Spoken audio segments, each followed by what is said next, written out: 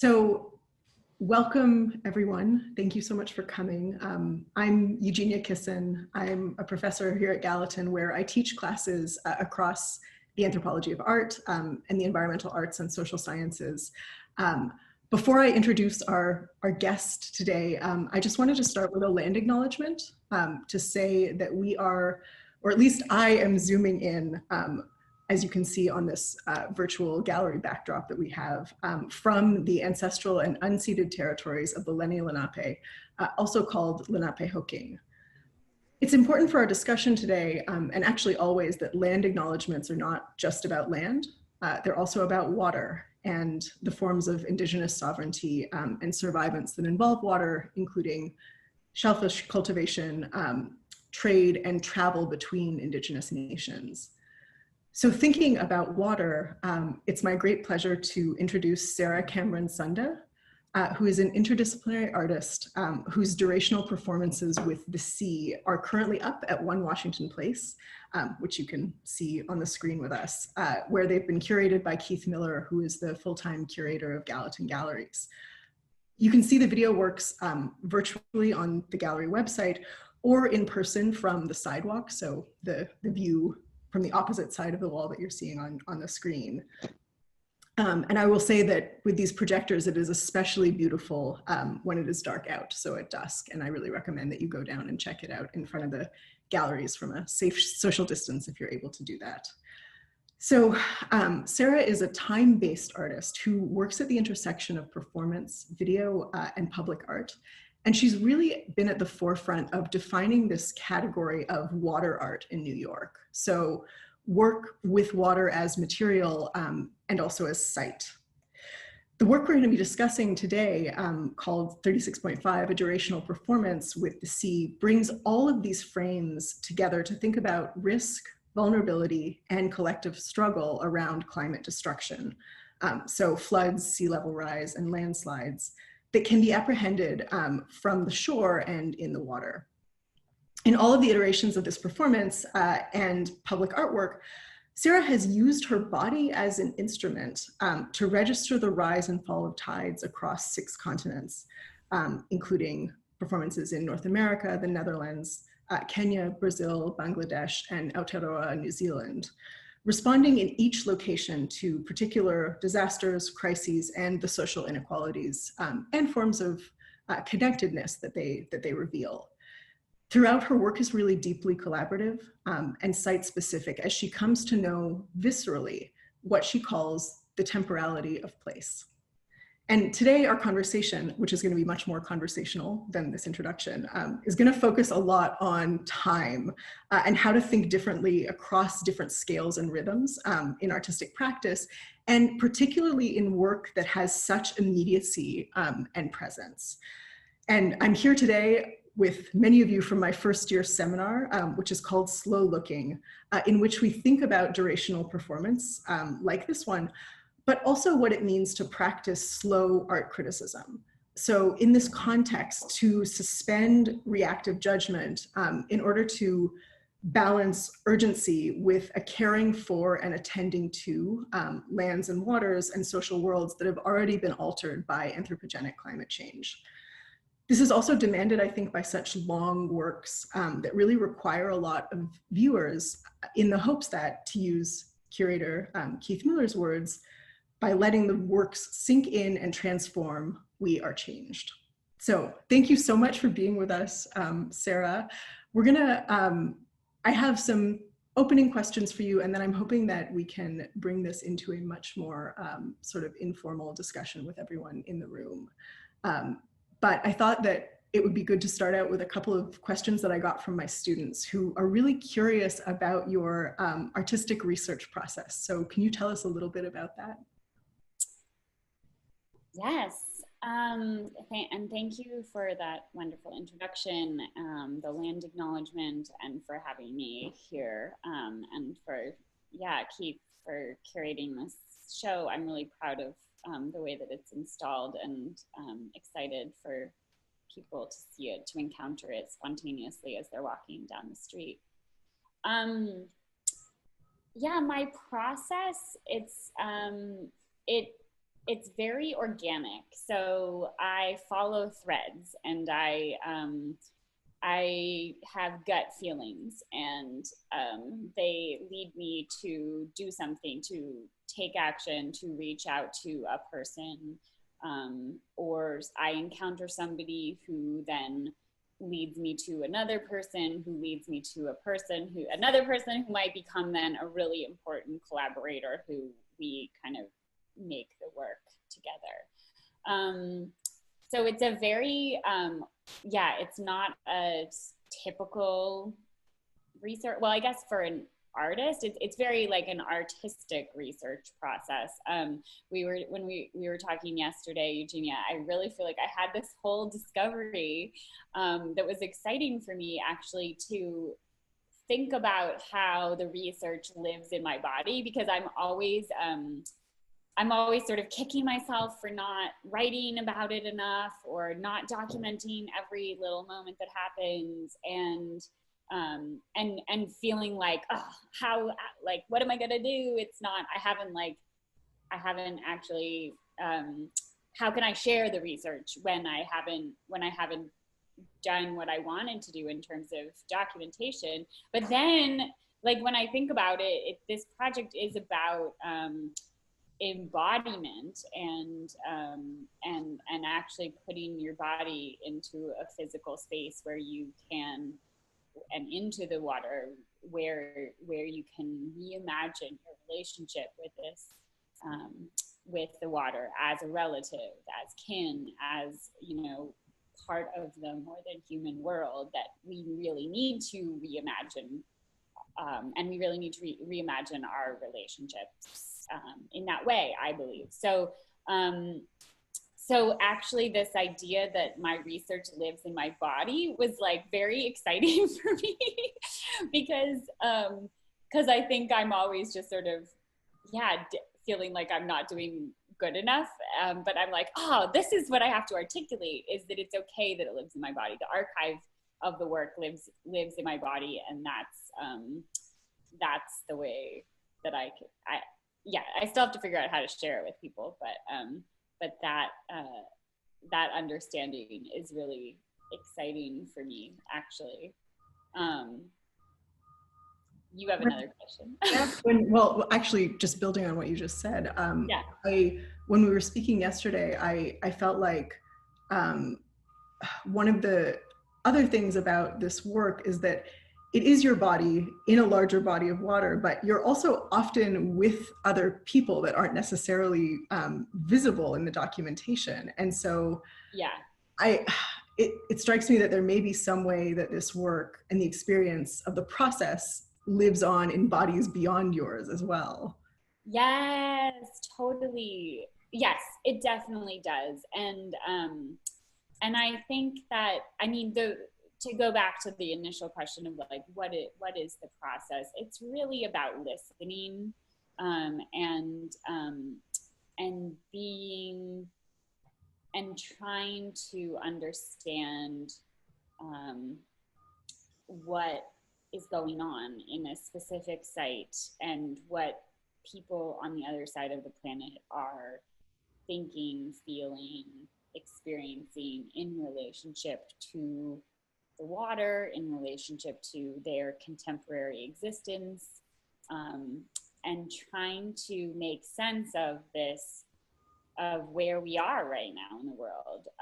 You know, the reason that I decided to go to these different places, it comes out of a desire to understand. So and it really was that first time in Maine when I was out in the water. There was a moment that was very clear to me where I just was like, oh, okay, this is a series. If I make it through this one, you know, this will be a series, and it will happen in different parts of the world, because I feel connected through the water. I'm feeling connected to the whole planet. And if I'm this little tiny body, this little New Yorker who's standing in the water right here, thinking about these things and experiencing these things, what are people in other places, in other countries, thinking about and dealing with in relationship to climate change and sea level rise. And it really is about that micro macro. It's the what can we do as individuals? What can we do as collectives, as a collective in community with others in our near vicinity? And what do we do as a global humanity? So that scale is really important and part of that initial impulse and curiosity. So the curiosity that I go into a place with, it really stems from that initial impulse, and then of course has gotten more detailed and rhizomatic as I expand, as each place I go, each encounter I have, I feel like expands the work in a way so that it becomes, it always turns into something that I couldn't quite predict beforehand. And it's true. I mean, I think this is why I struggle with the document. Like, how do I document all this? Because I sort of have the way that the video artwork lives in an exhibition format, and I know what that is. I know what that wants to be. But then there's so much else that happens to get to that point. And so knowing that there's a whole, there's just like layers upon layers of geologic time-based, yeah, I'm thinking of it as geology now, layers of other things that occur that are part of the work and that lead to the choices that I make. It may seem very, because I have this sort of form that the video work lives in, it may seem, sort of simple. A lot of people think it's simple, but it's not, because anytime you go into a place that's not, and you're working in a site that is not connected to you or connected to your life, it takes so much time. And so there's a durational aspect to that as well, to that research, to that work, to make sure that we're doing it respectfully, and that I am, that I'm building it with the community that's there. Because there's no point in doing it if it's not going to be meaningful for the people who live there. It has to work for them, I mean, that really resonates with how I think about fieldwork, collaboration, and obligations as an anthropologist. And it can be very time consuming to establish those relationships and then to sort of make sense of things comparatively, because it seems like as much as this is sort of an arc of different iterations, there's also potentially a really interesting comparative work that the different forms of documentation do. And I'm wondering, out of that, what is some of the, I guess, local knowledge or maybe different ways that climate change is experienced unevenly in different places that this research practice has allowed you to notice? Like, what are some of, this is a really anthropologist question, but what are some of your findings? Yeah. Oh, so many. Which country do you want to hear about? Or which place?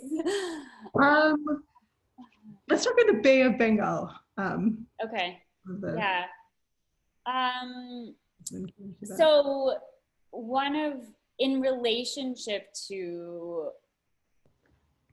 climate change and sea level rise, which is, the Bay of Bengal, Bangladesh is it's well acknowledged that Bangladesh will have major trouble when the sea level rises. So, my choice to go there was partially because I was in the North Sea the year before and knew that I kind of wanted to contrast the Netherlands and Bangladesh because they are so different, right? Two countries that are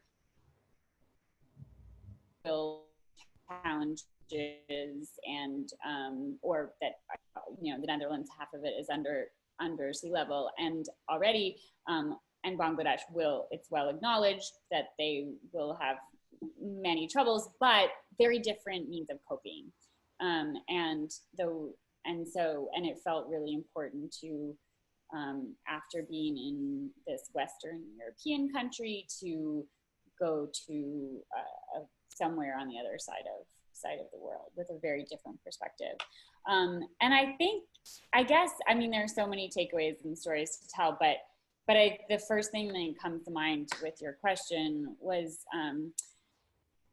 how, so a lot of the people, you know, I ask people to come stand in the water with me. You're seeing Bangladesh right now on the video here. It's the one on the left. And it is a moment when people are standing with me, which is amazing, because in Bangladesh, it was actually, it was harder to get people to come stand in the water with me because for a few reasons. There were a lot of people on the shore, but you don't see that in the video. But what I learned is that a lot of people's relationship to the water is about work. It's not about leisure or fun necessarily, which a lot of the things that I think I take for granted as what we do in the ocean. It was really different. So it's about fishing. A lot of the kids they live very close to the water, but they don't even necessarily know how to swim. And part of that is not, part of that is just what I came to learn was that, you know, it's because they are very reverent to the water. They understand that the water is dangerous, and it just is a different relationship. But then one thing that was amazing, that kind of took many months to play out in my brain, was that there was a family when we decided our specific site, we traveled to the south, out of Dhaka and to this very southernmost tip of Bangladesh, to the island of St. Martin. And we were able to actually scout all over the whole island, and the place where we decided to do the work, it was water, then beachy area, and then jungle, and that there was an amazing community that lived in the jungle part, in the greens, and the family that lived right there opened up their space to us, let us kind of set up a tent, and we became friends with them, and all that. And their home was made of palm leaves. And I remember learning that every year, at least once a year, there's a big cyclone that happens, and they all go to the shelter, and they come back, and then they rebuild their home. And that sort of at the time struck me as, oh my gosh, that's so much work. I can't believe that they have to deal with this, how hard. And then, that like remained in my mind and my heart as I, you know, did the work and carried that through. And then later, that was 2016, 2017. And then, you know, 9 months later, we had the hurricanes that were hitting Houston and Puerto Rico. And I just remember having this realization and thinking about my friends in Bangladesh and realizing, like, oh, they make their homes temporary because they know that this is going to happen. And like, how resilient is that? Like, that's amazing. They're actually like, they're living their lives in preparation for this event because they know that it will occur. And just thinking about all the concrete that gets poured and all the buildings, like our perception in cities often is that, oh, the buildings are stable and you know, we rebuild, and we're denying the fact that everything's temporary. And so that for me was a turning point of realizing, like, oh, how can we actually live our lives so we acknowledge the temporality of everything, and especially in this moment, we acknowledge that, you know, adaptation is important. We don't need to just like stick in the mud and like stay there no matter what. We, as human species, we're not necessarily meant to, I mean, I could argue the other way too, but like in connection to site, but in one exact place is not necessarily the way that we thrive. Wow.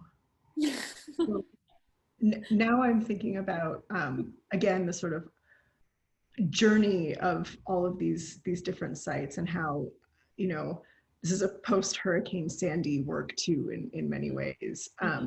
How has this changed how you've sort of returned to New York with this work in this moment?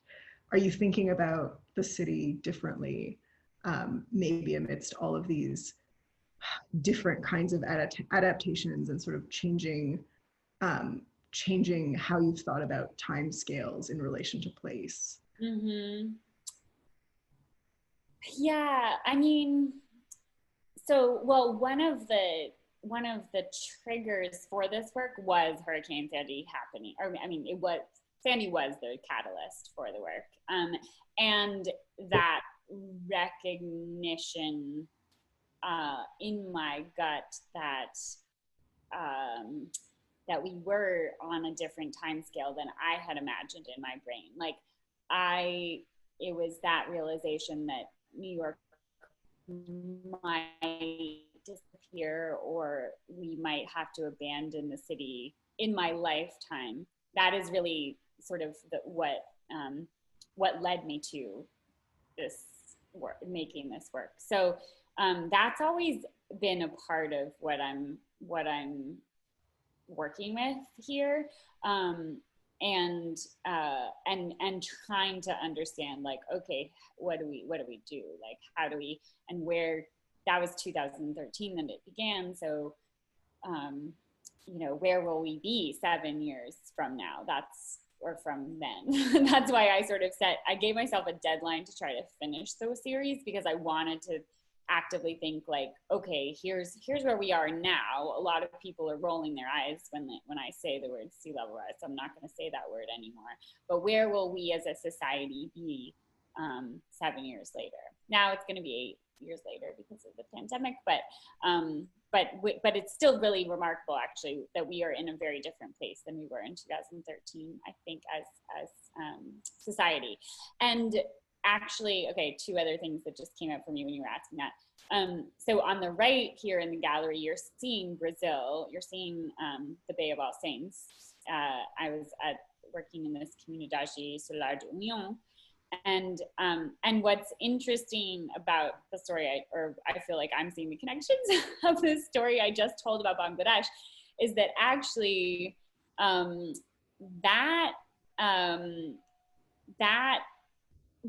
of the big takeaways from that work in Salvador was the water was much more. I chose this spot. The water had been relatively calm. It was perfect because you saw the community there, and then it was right. You saw the mouth of the bay, so it was vast, everything. It worked so well.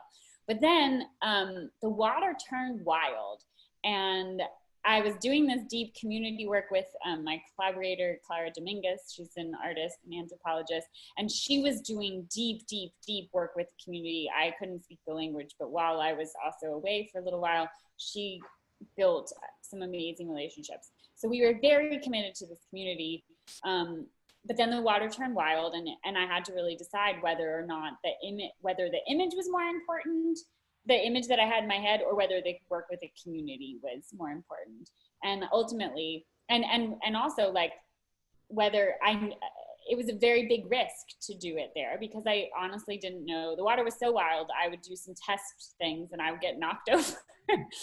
And I was like, well, it might not work, like, I really don't know if I will be able to make it through the full tidal cycle here. And so ultimately I did decide to I felt like it was most important to stay in the place. But the big realization that happened with that one was, oh, sometimes resilience means letting the water move you as opposed to standing still and standing strong. So the image that I had in my head of like, you know, me being still, standing in one place, being able to like handle that whole thing, I realized, oh, in this location, I can't try to be a concrete building. I just have to let the water move me, and that is the only way that I will make it through this moment and make it through to the other side. So that's all. That kind of connects to Bangladesh. But then I think going back to your question about like what am I bringing to New York? All these stories are playing into what will ultimately happen in New York. I think the biggest and New York in many ways is, as I work towards that one, it's definitely the most complicated because I live here, so I know a lot of people. So trying to figure out how to adjust the process, the research process, to be same and different is a fun thing. I think the biggest thing I'm thinking about is right now, at least, is that. Is how to connect with the indigenous voices who are the stewards of the land and water here, because that has just become increasingly clear to me as I've gone to these different places and worked with different communities that the trauma of white settler colonialism is very real, and it exists very differently in each of these locations, but it's really present, and that we in New York have not done as good a job. I think it's people are shifting now, but like recognizing that it's my responsibility as well to acknowledge the people who have lived here for 10,000 years and trying to bring their voices to the forefront. And they know so many of these things that I mean, the little bits of indigenous wisdom that I've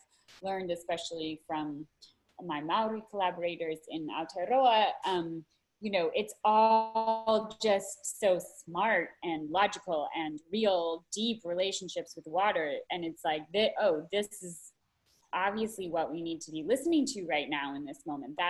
And I really believe that's the only way that we will survive as a species, is if we really, really, truly, authentically listen and take that in and build it up. So trying to figure out how to do that in an authentic and a real, meaningful way. It's one thing that is actually, I think, sort of a positive of having had to postpone the work, because now I have more time to really build those relationships and work effectively, find the right people and do the right thing. So I trust that it's all going to play into the final work. Yeah, I mean, it strikes me that it really, throughout this process, the sort of we has shifted for you in terms of how you were imagining what kinds of intersections in collective struggle would be possible, and that now and that does sort of shift over time. I agree with you that things are really positively and rapidly shifting toward thinking about settler colonial violence and sort of ongoing structures that hurt all of us. It's not just oppressive to indigenous communities, but that we are feeling these effects in climate change. So I also really wanted to sort of return to a conversation that we started yesterday about the embodied experience as religious or spiritual practice. And I was wondering if you just wanted to share anything more about the kind of analogies with baptism or possibly conversion to knowledge about rising tides, or even like just becoming much more attuned to noticing tidal cycles. What are the sort of religious feelings that are maybe present or latent in this work? Yeah. So I'm not religious. Um, I don't identify with any particular religion. Um, I consider myself agnostic. But I do feel like I believe in the planet, you know, and I do believe that if we can listen and observe what's happening with the trees and with the water and the sky and the weather, that, you know, that there is, I find meaning there. And I think so, but it's a really open, like, I don't necessarily feel like it's a religious experience for me, but I do feel like for me, it's an artistic expression, an artistic action that leads to new understanding, that allows me to find meaning and share meaning with a public.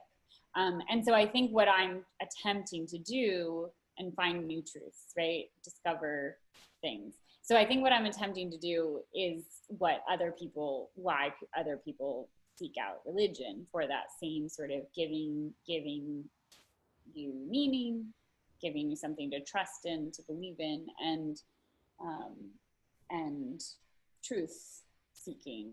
Um, and so, and it's really interesting to me. Like, I love it when people have their own religious takes on it, because I think that I'm trying to create something that's open enough so that any single person in the world can key into it and in their own way and find something. And I think that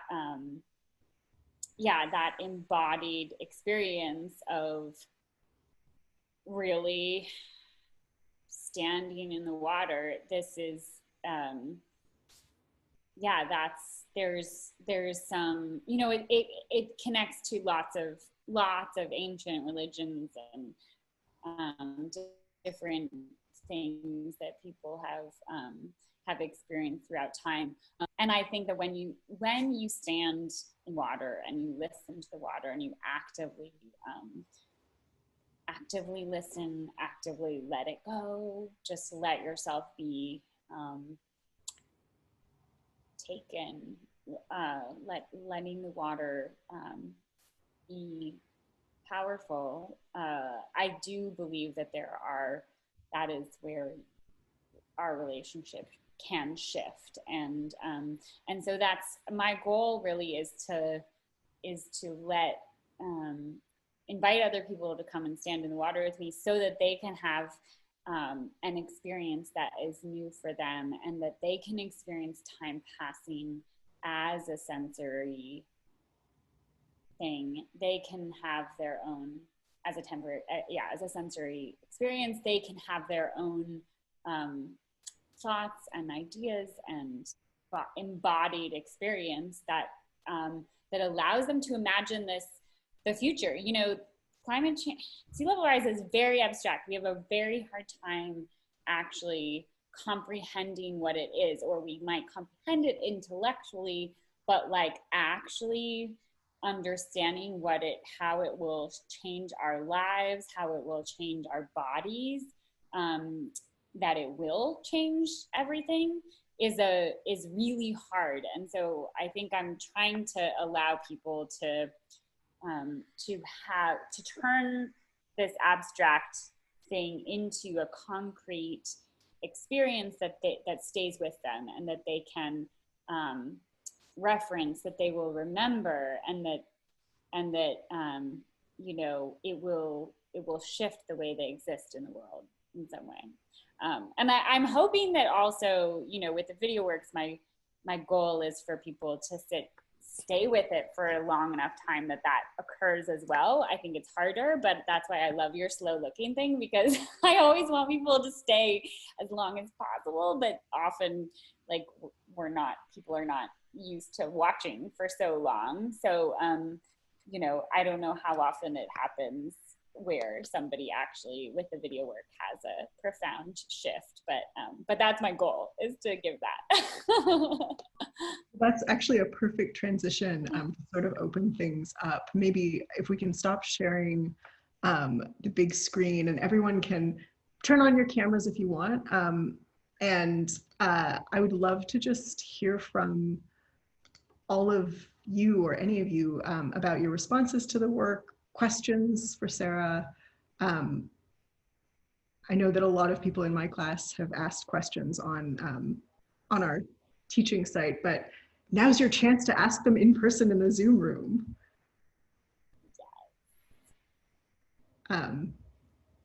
Who would like to start us off and be brave? It looks like Olivia. Oh, she's on my other page. Yes, Olivia, go for it. I just wanted to say I really liked how you talked about like resilience when the tidal waves almost crashed into you, because I think it's like a metaphor for life almost, especially with what we're going through.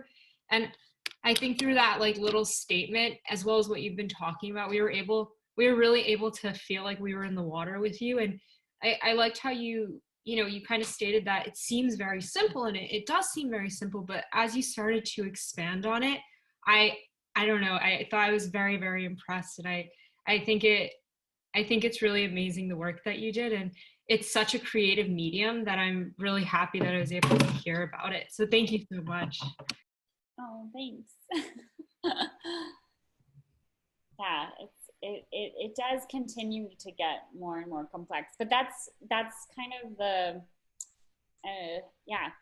that's what keeps me in it too, and excited about continuing to work on it. So, and I'm always very happy when people seem to understand that. So thank you. Maybe the slow looking helps. Slow looking totally helps. I feel like, Eugenia, we've got to collaborate on this and make sure that this, we could train the public to all do slow looking. It's like exactly what I need for this. I'm down for that.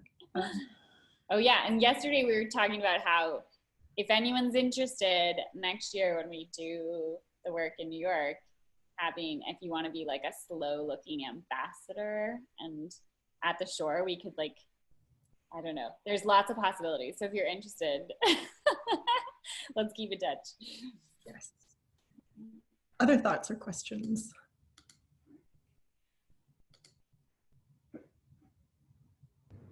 I have a question. I think you kind of answered this, but my question was, how did you prepare to spend that much time in the water?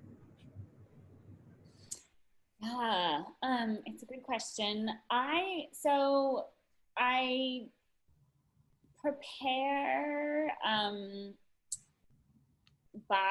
mainly by hanging out with the water as much as possible beforehand. So the first time in Maine, it was very quick. It was like literally I had the aha moment of like, oh, this is what I've been looking for. I have to do this. Actually, my background is as a director, so my initial impulse was, okay, ooh, I see a body standing in the water for the full tide. It's like, well, who can I convince to stand there for 12 plus hours? And then very quickly realized that no one was gonna do that for me if I asked them. So I had to actually put my body in that space myself. So that first time though, it was literally Monday, and then I did it on Thursday. So I had 3 days to prepare. So I just would watch every single, tidal. I paid attention to the tides as much as I possibly could. I would go out there at low tide, at high tide, try to figure out where I should stand, where I should be, watch what the water was doing. That was kind of the extent of it, and prepared myself to be really cold. Because Maine was very cold. And then as it's grown, each place, that has continued, that the necessity to really collaborate with the water, first and foremost, or alongside all of the other people who I'm collaborating with, but to make space for my own sort of relationship with the water to be present, that's remained very, very important. So I try to be with the water as much as I possibly can. And then other things happen sort of, again, kind of based on who I meet. I'm always like very interested in what the local people that I'm working with, what they think I should do to stay warm, what they think I should do to survive. So like one example is I always ask them, whoever, sometimes I identify one person, sometimes it's more of a group question, but like, what do they think I need to eat as my meal before I go out there? Like, what should I put into my body in order to survive this? And it changes, you know. In Mexico, I ended up doing a fast that was like mushrooms and pineapple that was suggested to me. In San Francisco, I was working with there were a bunch of deep water swimmers, and they were like, eat as much fat as you possibly can. So eat burgers, pasta, you know, all of that. In Bangladesh, I'd gotten sick 36 hours beforehand. So it was like pure rice. That's all I was allowed to eat. In Brazil, Paulo, one of our assistants, he like cooked a steak and brought it to me at the shore, and I like tried to eat as much as I could right before I walked out into the water. So so there's like, that's also part of the practice, is that I ask the people that I'm working with and let them sort of mold some of the preparation. And I do, you know, and same thing, actually, I also have like, I will work physically with whoever I'm there to try to do different body practices as I lead up to it. So like Clara also teaches gyrotonics. So she like had me doing gyrotonics as part of my preparation. And there's different body practices come into play wherever I am, depending on the people. So I think that's kind of like the fun of it. I'm not an athlete at all. I don't necessarily even consider myself to be in very good shape. So it's always like a funny, you know, yeah, it's funny. I try to get in shape beforehand, but you know, it's like, I'm just a normal person, you know? It sounded to me like calibrating your instrument in a particular way. If your body is sort of the instrument of measurement, it's not a scientific one, it's an art-based one. In these different places, you're sort of having these body practices and ingesting things that help you calibrate to whatever local understanding or kind of embodied practice there is. Yeah, oh, I like that. That's a good way to put it. Yeah. And again, it's kind of goes back to the listening and trying to, and making sure that anyone who I'm collaborating with is, I'm learning the whole time. I'm always learning and trying to understand, and by putting myself at the whim of other people's choices, it's very interesting, you know. It's always an adventure, and I feel like by doing that, I learn more about the place. Yeah. So a lot of you, this is my students, asked in your posts about the relationship between art and activism in Sarah's practice, and I would love her to speak to that. But actually, first, I would like to hear from someone that had that question, just to see what you're sort of bringing into those categories, like what the difference is between art and activism. Did anyone who asked a question along those lines want to feel brave and speak to it?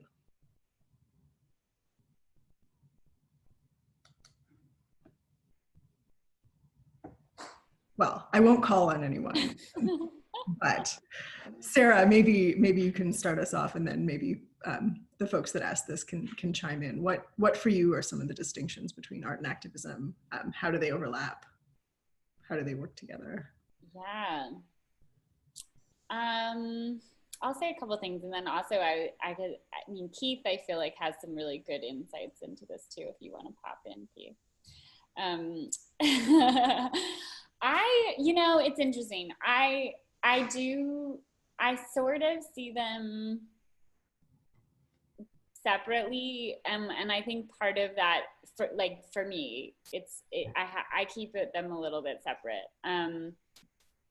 And mainly that's because, although it's interesting, as I've gone along, I feel like the art and the activism has merged more because it's become more okay in our society to be outspoken as a climate activist. But I think I said this earlier that, when I began, I would really feel people like glaze over if you say the words climate change or sea level rise. And now that's not the case. Now I feel like most people are like, yes, we need more art that is dealing with these things in real ways. So that is an interesting shift in the last 7 years. But I think as an artist, I tend to, I feel like work that is too on the nose about it often turns me off. And so I think it's really important. And I guess maybe the thing for me is like, art is about asking questions. And so in my practice, like I'm attempting to ask questions. And of course I have like my own take on it there. That's how, that's why I'm doing it. But I'm trying to ask the public questions and let them find the answers. I'm not dictating what they should think about things. And so I think that's sort of different in activism, tends to like have a statement that is, this is the right thing, or like, come on, do the right thing. And art is attempting to like have lots of complexity and ask the questions. So I feel like I have a tricky relationship with those things, and I tend to, I also think this project rides a fine line, and I'm highly aware that it can very quickly be co-opted into pure activism, or it could be, and into like an action that 350.org does, and that's not what it is. Like, I don't want that. I want it to be art first and foremost, and then anyone who is an activist who cares about climate change hopefully will connect to it, and they can interpret it however they want. But like, I need to keep my frame as it being an artwork. Does that make sense? Yeah, it made a lot of sense. And I'm wondering if that's also one of the reasons that your teams are so collaborative and occupy different positions, right? That you have researchers, you're an artist, you have people representing different positions. And so I'm curious if there have been sort of non-artistic activists, just straight up activists, as you say, who've gotten sort of involved in the work. And if you had any sort of particular stories about that, I'm really curious what the different ways of engaging could look like. Yeah. I mean, I don't know. I mean, I feel like most of the people I've worked with are sort of similar to me in that they care about the issues and have a practice of activism that is perhaps separate than what this is, or what the process that we engage in together. Like Clara is definitely, yeah. I mean, Clara in Brazil, definitely an activist, but she's an artist. Like, we were in an artistic process together. I'm trying to think, I guess it was early on, it was like in 2014, 2015, when I was, before I did the work in the Netherlands, where I had a few conversations that made me really wary of going too big with it, because people were like, oh yeah, this could because I had a big vision with the work, And I had this vision of, many people standing in the water with me, hundreds of people standing in the water with me ultimately. And I do have that vision still for New York. Like when I do the New York work, I really want everyone to stand in the water with me. But I had a few people who sort of suggested like, oh yeah, you could get, so-and-so involved and do that. And I'm first of all, I'm not into celebrities. I don't like celebrity culture. I don't believe in it. And so I'm never gonna like try to convince someone to stand with me because they're popular. No, that's not the way that I do things. And then also just like it didn't feel right to try to let it go. I feel like I could have followed some leads on some people who could have turned it into a more activist work and maybe had a greater impact or, bigger impact, but I chose not to do that. I guess because I believe in the power of art. And that's just who I am. So I wasn't comfortable with that. Yeah, so I think most people, but I love like Keith's statement, at the gallery space points out the activism in it. It's there in the work. I think all artwork is activist, we're all activists in a way. And I love how Keith points it out, and lets that be, present without me putting it there. That's his take on it. Keith, do you want to say anything? I was going to ask an unrelated question to the activism, but I think that your stance, your activism answer is a good one. Mm-hmm. So if I could ask a different one, it's interesting. I love that this is the conversation we're having around Eugenia's slow looking class, because I think Eugenia and I overlap a lot in what I tell my students to do very often is just stand in front of a work until you get bored and then start looking at it. And I wondered about, and this is a question for the students in the class as well. Right now, there's 2 projectors with more than 24 hours of video on each one. So there's 4 pieces. Each one is over 12 hours. I know, because I put it on there.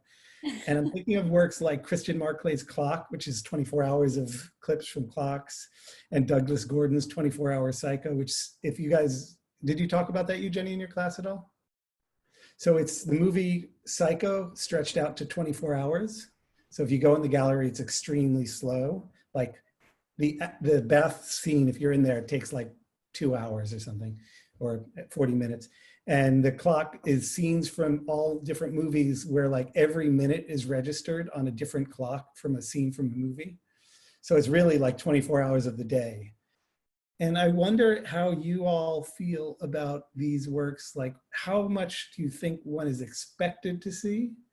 And how much do you want people to see?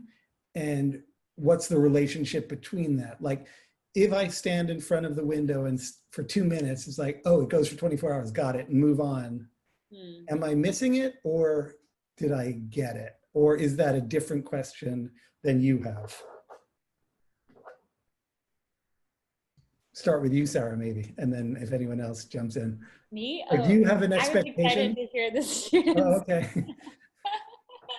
Does anyone in the class want to answer that? I'd love to hear if you all think like, no, I'm not crazy. I'm not going to stare at a video for 24 hours. Or, wow, that sounds amazing to watch Psycho or Sarah in 2 different seas over 24 hours. Yeah, Asya. We read an article, I think in the beginning of the semester, that talked about I think professor who asked the students to look at a painting for 3 hours before they even start working on their assignment, and that they had all these realizations and they noticed the smaller things that they otherwise wouldn't. So like, I think that if there is, I don't know, a view from a window that just stretches for 24 hours, but it's really 2 minutes, if you just stand there for a few minutes, you'll get the gist of it, but you're not gonna have the realizations that you would have. But realistically, I don't think anybody would take the time unless they're tasked to, or they have some deeper meaning that they're looking for in that. Mm. Other students, what do you all think? Emily. So I think that because of like our phones, we have them everywhere and everything can happen in like 2 seconds. We have very short attention spans.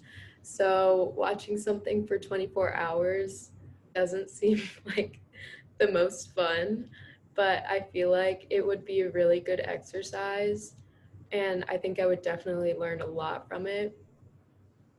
Um, but realistically, yeah, it does. I don't think that a lot of people would actually do it. And we sort of talk about what that anxiety is, because there's boredom, as Keith mentions, right? You're worried you're going to be bored if you stand there for that long. But there's also the kind of anxiety of not being productive, right? That it's actually time that's out of productive time, and that you could be using it for other things. And for last week, we read some of Anna Singh's Mushroom at the End of the World, in which she really critiques this idea of progress and sort of constant productivity and growth. And the way that she argues that we should be combating this is through the arts of noticing, right? That we actually sort of slow down our pace. And so that this is for me, at least, when I imagine slow looking and teach it, there is a kind of ethical imperative actually to slowing down our looking and to sitting with some of that boredom and that unproductive time. Olivia, you have your hand up. So I actually pulled up the article that we read in the first class, and there's a quote that says, "Every external pressure, social and technological, is pushing students in the other directions towards immediacy, rapidity, and spontaneity, and against this other kind of opportunity." And he later says that what turns access into learning is time and strategic patience.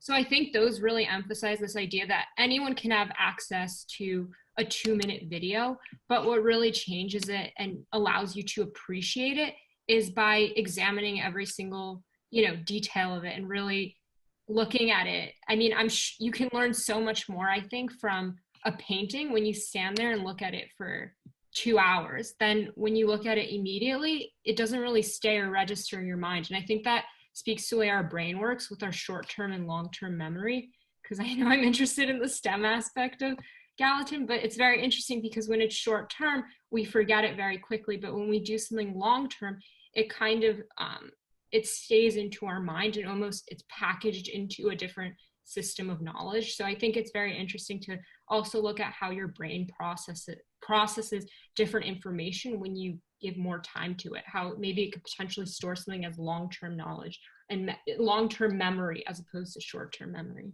So yeah. And that really connects to things being stored in the body as archive, which we started with, since it's not, I mean, Sarah, you must also get bored and tired and cold when you're in this sort of hyper present state. So maybe I would love to hear what your sort of experience is with either slow looking or sort of bearing witness in this really intense way. Yeah, I don't get bored actually ever. Boredom doesn't enter my body ever. There's so much to look at and there's so much to feel and so much to take in. I think, although, when I'm in the water, I think I love going deep into something, and I think it's true that we often don't allow ourselves to do that these days. And I would like to do it more. And maybe that's part of my attempt at doing this really long video. These really long video works is to try to,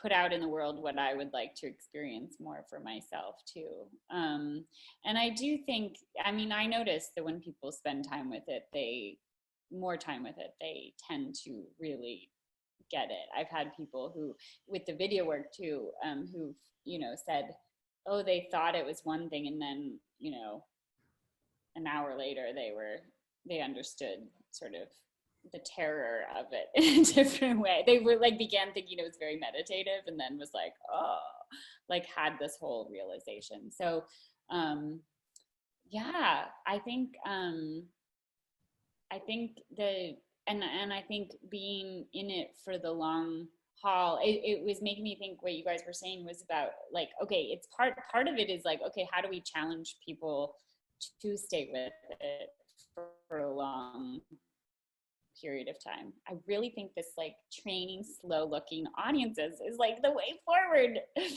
I wonder, one of the things that when Emily said that looking at these things in a slow way, it maybe is not enjoyable. Is that what you said, Emily? Something like that? I think it doesn't seem like it would be enjoyable because we're constantly like TikTok. We want the short videos, but I think once you get into it, you would find out that it is actually enjoyable, and you can understand a lot more once you really go deep into something.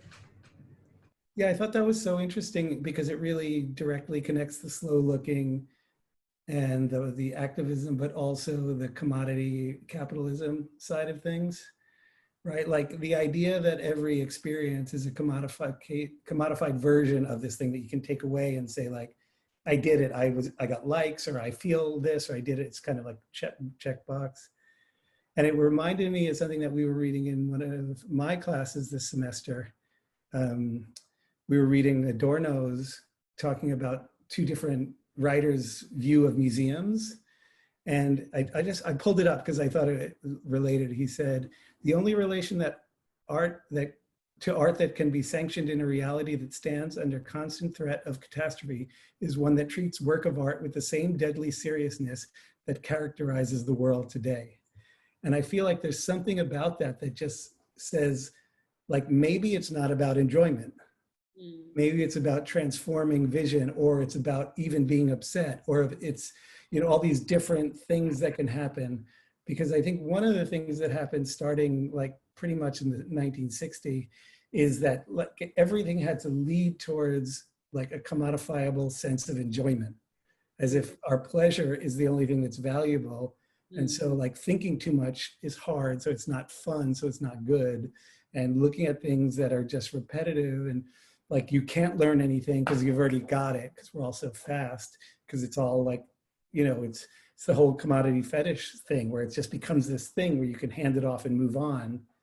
And I guess, Sarah, did we undermine that by putting the time-lapse videos in the window? Because we do have the whole thing. Eugenia, you say yes, we did. Maybe a little bit. I mean, I think that there are different, you can appreciate things differently at sort of different rhythms and paces, and that actually could get people drawn into the work. But I don't know, I think that there's something also about the sort of human connection that's made possible in artwork, and that if we actually try to honor and reconstruct some of that labor time as viewers, that's actually a sort of, I might agree with Adorno that that's sort of an ethical relation to artwork. And Olivia, when you brought in the Jennifer Roberts piece, I keep thinking about how she or her students that she's sort of writing through come to the realization that a painting is actually a durational medium as well, right? Because it takes so long to actually do, and that when we are approaching artwork or performance in this way, we're also sort of able to connect with the kind of distributed agency of the artist, perhaps, and all of the labor that they've put in. And the collaborators too, since this is such a distributed work that we're talking about today. So I wanted to make sure, oh wait, is there, go for it, Sarah. And then no, I was just gonna say that like, I usually don't show it with the time lapses, but I do think that since we're we geared this towards the street, it is an effective way to pull people in.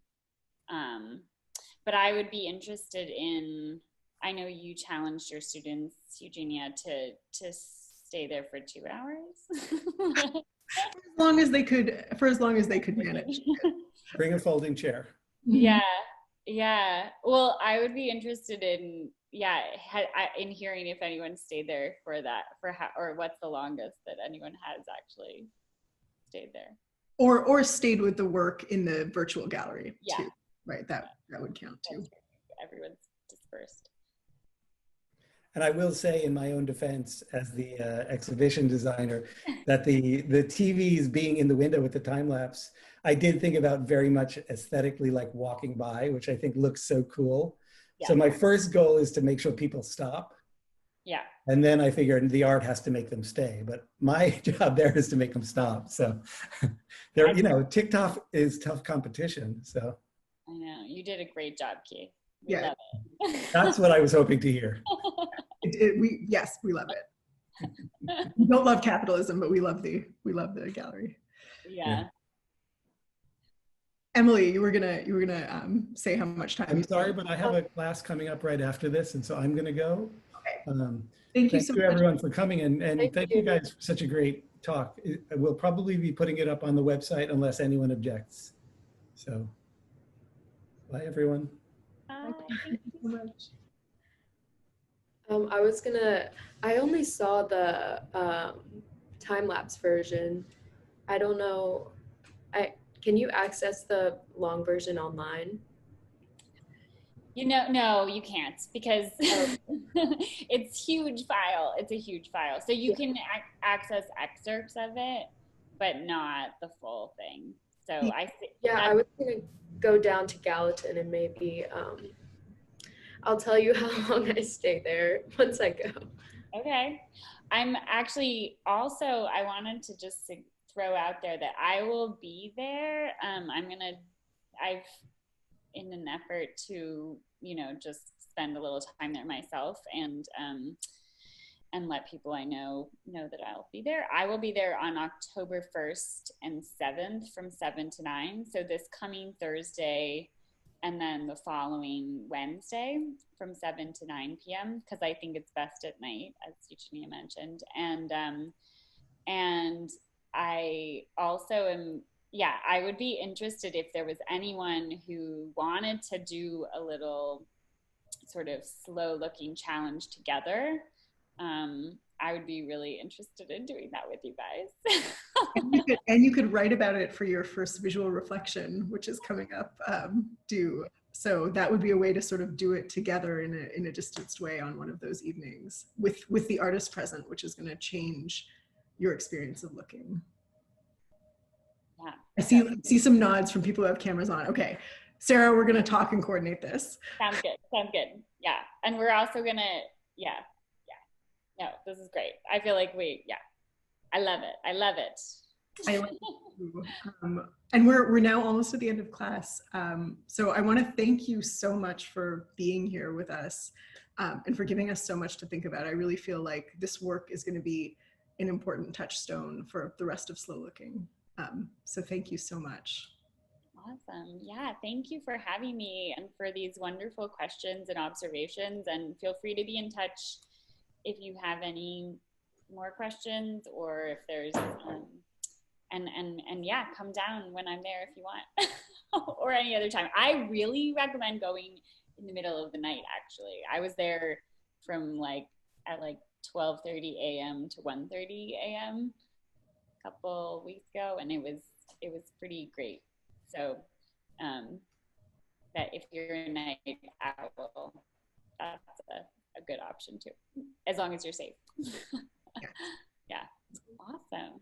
Okay. Thanks, everyone. Thank you. Thank you so much. Thank you. Bye. Bye.